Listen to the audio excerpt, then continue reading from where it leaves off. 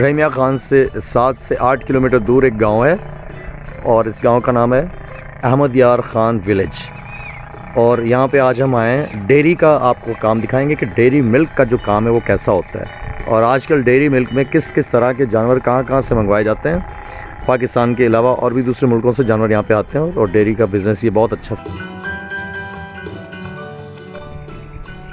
जी नाज़रीन, ये देख सकते हैं आप, छोटे बच्चे हैं गाय के। ये हमारे सामने सारी ऑस्ट्रेलियन मिक्स हैं। ये जो गाय आप देख रहे हैं ये ऑस्ट्रेलियन, इसमें फ्रीजन भी होती है, इसमें जर्सी भी होती है, दो नाम हैं इनके ऑस्ट्रेलियन के। और ये इनके छोटे बच्चे हैं। ये छोटा बच्चा, इनसे भी छोटा एक ये बच्चा है, ज़्यादा अरसे का नहीं है, बिल्कुल स्मॉल बेबी है, ठीक है। और ये घास वास खा रहे हैं, इनका ये भी खुराक का टाइम है, खुराक खा रही हैं। दूध निकाल दिया जा चुका है, दूध मार्केट में जा चुका है। मज़ीद डिटेल्स आपको थोड़ी देर बाद देते हैं। ये गाय आप देख सकते हैं, ये ऑस्ट्रेलियन मिक्स गाय हैं सारी, जिसमें इनके नाम है जर्सी है, कोई फ्रीजन है, 2-3 किस्म की वैरायटी होती हैं ऑस्ट्रेलियन में।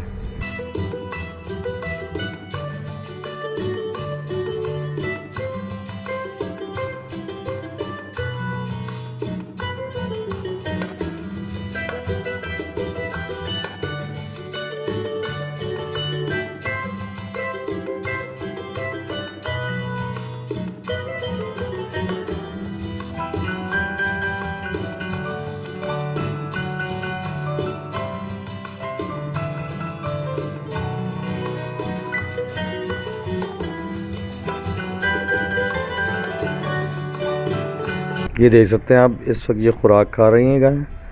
दूध इनका निकाल लिया गया है, दूध जा चुका है मार्केट में।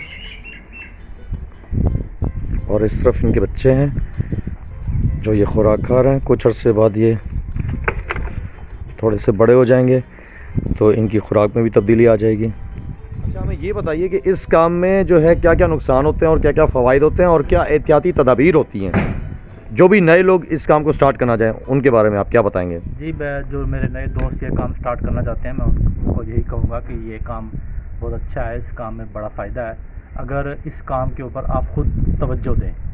इस काम का जो बेसिक है ना, वो यही है कि अगर बंदा इसके ऊपर खुद तवज्जो दे, 24 घंटे इस फार्म के ऊपर हो। इस काम में ना ये है कि इस काम में फ़ायदा भी बहुत है, लेकिन इस काम में ना इस काम की ड्यूटी भी बहुत है। सही, क्योंकि ये काम अगर आप कहीं जॉब करेंगे तो वहाँ आप 8 घंटे 12 घंटे ड्यूटी जॉब करके वापस आ जाएंगे, तो आप मतलब उसके बाद आप रिलैक्स फील कर सकते हैं। जो ये काम है, इस काम में आपकी ड्यूटी जो है ना 24 आवर है, इनके ऊपर बहुत नज़र रखनी पड़ती है।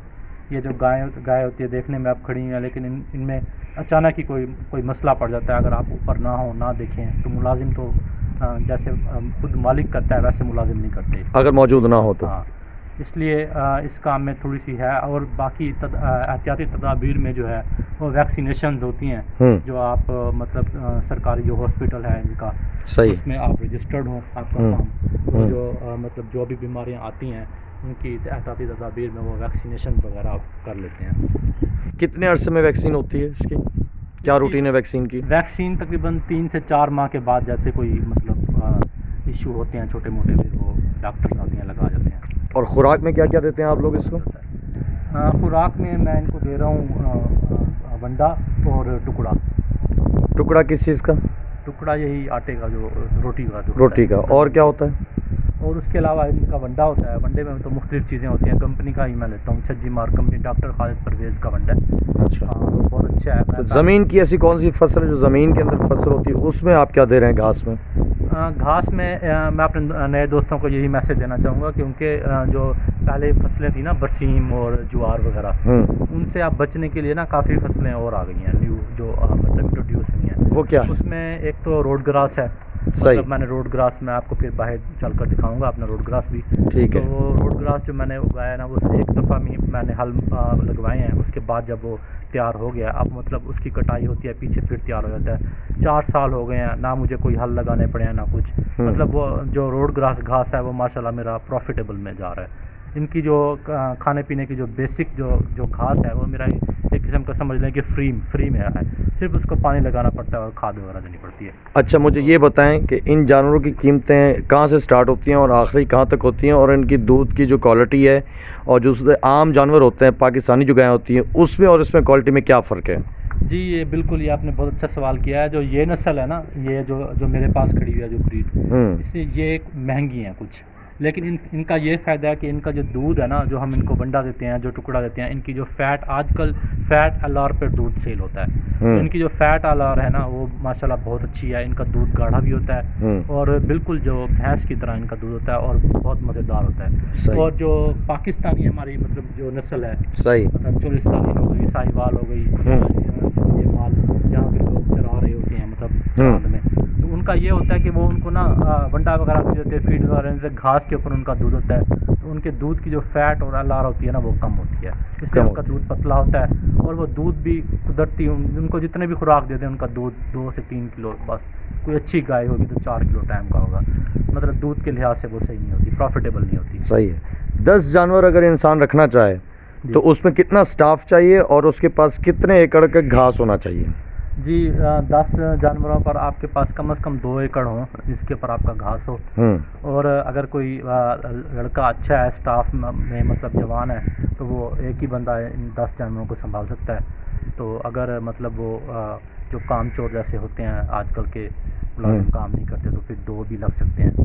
ठीक है, मुझे ये बताएं, ये जो आप खुराक ग़िज़ा बाहर से देते हैं जो कंपनी की है सारी, तो इसमें 6-8 महीने बाद हमने ये सुना है कि इनकी सफाई भी करानी पड़ती है, कोई ऐसी दवाइयाँ होती है जो इनको दी जाती है तो अंदर से गंदी सी वो केमिकल्स और ये कीड़े वीड़े इस तरह के मर जाते हैं और ये सफाई होती है, ट्रीटमेंट होती है कोई 6-8 महीने बाद, ऐसा है कोई? जी बिल्कुल है, 3 महीने के बाद ना इनको मेडिसिन देनी पड़ती है, तो ये अंदर से इनकी जो होती है ना गंदे मवाद होते हैं वो बिल्कुल निकल जाते हैं, साफ़ हो जाते हैं। फिर दूध में फ़र्क पड़ता है कोई?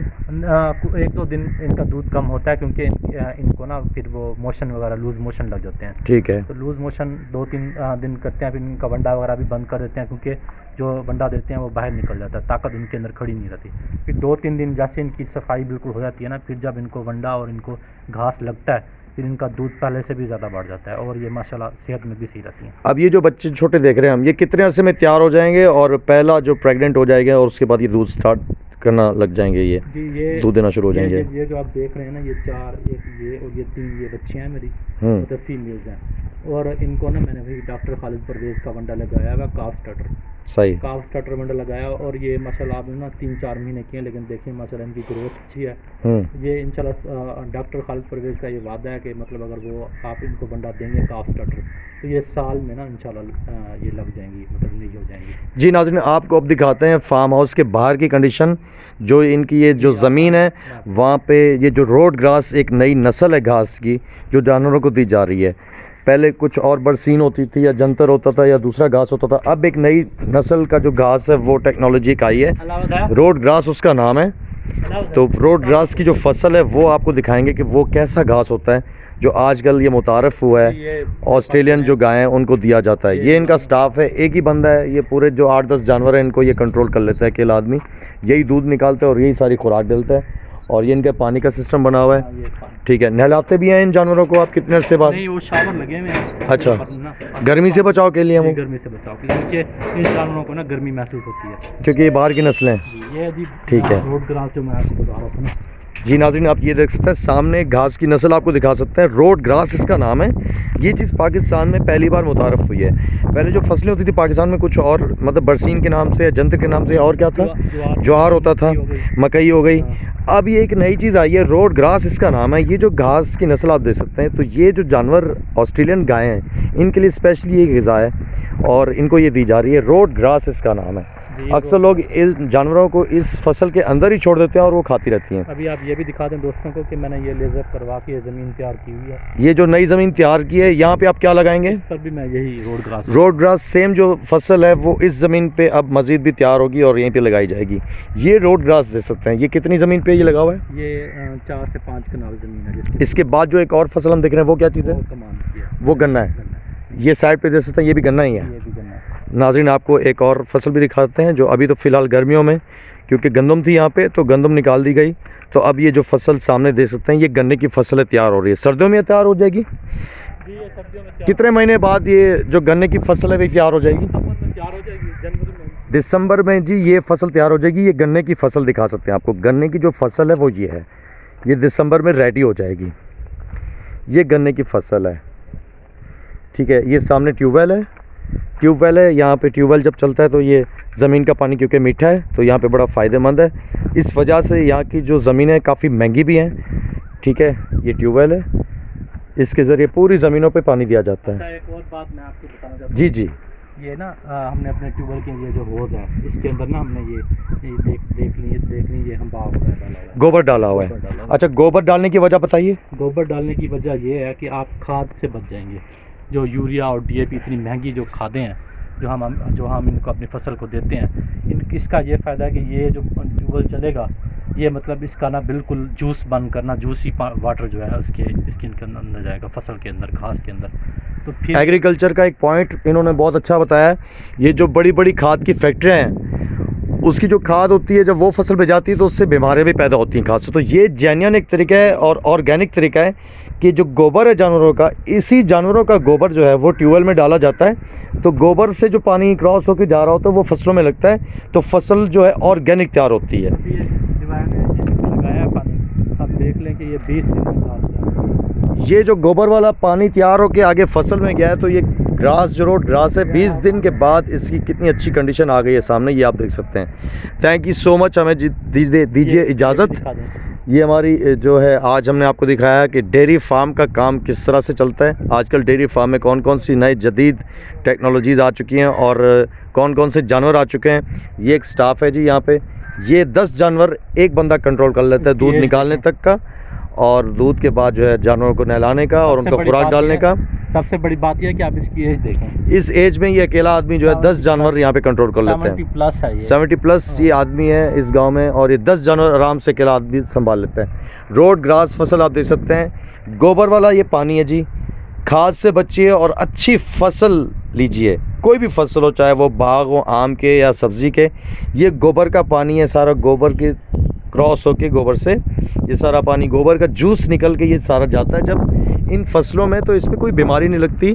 चाहे वो गंदम की हो, चाहे गन्ने की हो, चाहे वो बाग हो, कोई भी, तो ये खाद से बचा गया है। तो यही पानी आप इस गन्ने की फसल में भी लगा रहे हैं। जी जी, ये बहुत अच्छी, इससे ना हमने ये तजर्बा किया है, बहुत अच्छी ग्रोथ हो रही है इसके साथ ना। क्या फ़र्क पड़ा है इस फसल की टाइम पीरियड में और खाद वाली की टाइम पीरियड में? अगर हम ये इसको यूरिया वगैरह डालते, डीएपी वगैरह डालते, तो ये कम से कम 1.5 महीने में तैयार होना था। और अब जो आपने डाला ये वाला पानी गोबर वाला, हाँ, अभी इसका ये आइडिया था कि खड़ा हुआ है, तो इसने मतलब ये कहा कि वो हम यहाँ पर जो ज़ाया करते हैं हम इसमें डालें और यही पानी इसको लगे।